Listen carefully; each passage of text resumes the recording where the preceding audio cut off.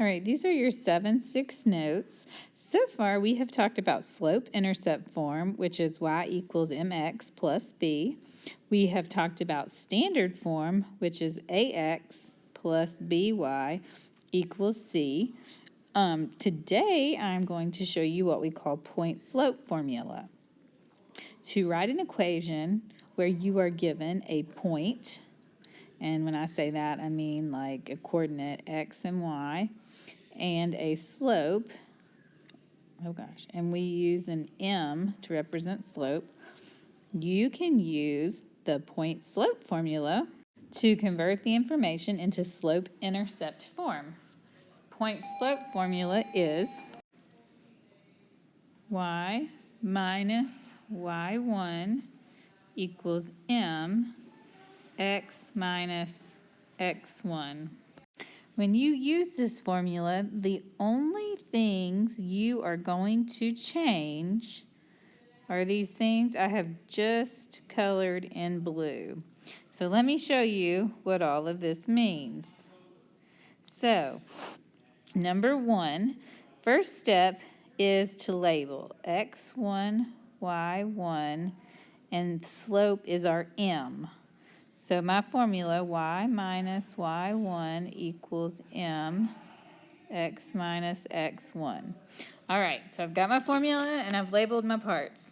So the first thing I'm going to take out is this x minus 1, and I'm going to replace it. Sorry, I took out a y minus 1, and I'm going to replace it right here with this 1. Next, I'm going to take out my m. I'm going to replace it with this 2 right here. And lastly, I'm going to take out my x1, and I'm going to replace it with a 4. Now, it's time to just do math. And these are actually pretty easy problems. On the left, we just copy y minus 1. On the right, we distribute. 2 times x is 2x. 2 times negative 4 is negative 8. The last step to get this stuff alone is to add 1.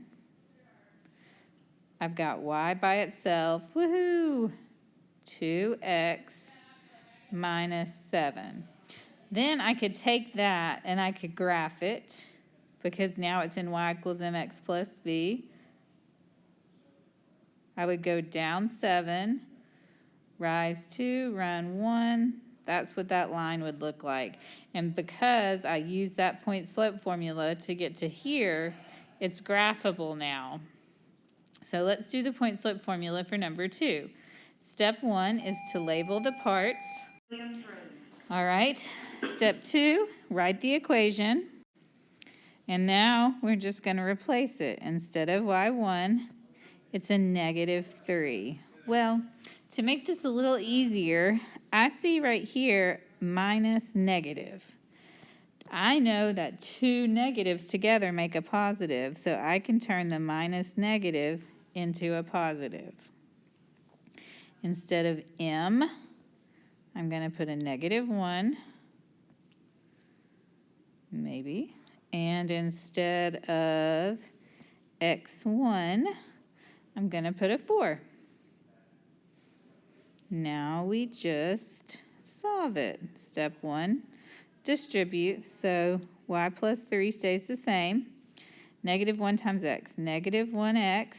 Negative 1 times negative 4 is a positive 4. Now I just subtract 3. Y equals negative 1x plus 1. All right, let's do our next one. x1, y1, m. Y minus y1 equals m x minus x1. Replace my y1 with a 4. Replace my m with a 1/2. And don't worry, we don't hate fractions when we're doing slope, because that just tells me the rise and run. And replace the x1 with a 2. All right, let's distribute that 1/2. Y minus 4 stays the same. 1/2 times x is 1/2 x. 1/2 times -2, if you put that in your calculator, you get a -1 plus 4. Y equals 1/2 x plus 3. All right, we're going to do the same thing for number 4. This will be our last example. x1, y1, m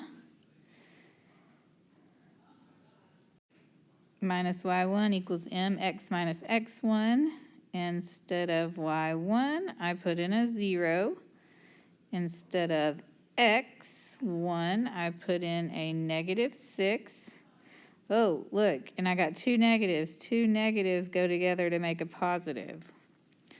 And then instead of the m, I'm going to put in 2/3.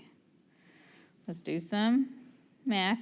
Y minus 0 right here. If I'm subtracting nothing, do I have to tell you about it? No, because I'm not doing anything. So y equals, don't even have to put that 0, 2/3x, I just multiplied them. 2/3 times 6 is plus 4. Now this y right here, he's alone. That 0 went away. So I'm done. I would like for you to do number 5, number 6 on this page on your own. When you're finished, flip over on the back and finish this worksheet. 7, 8, 9, 10. I put the formula at the top to help you out. Thank you.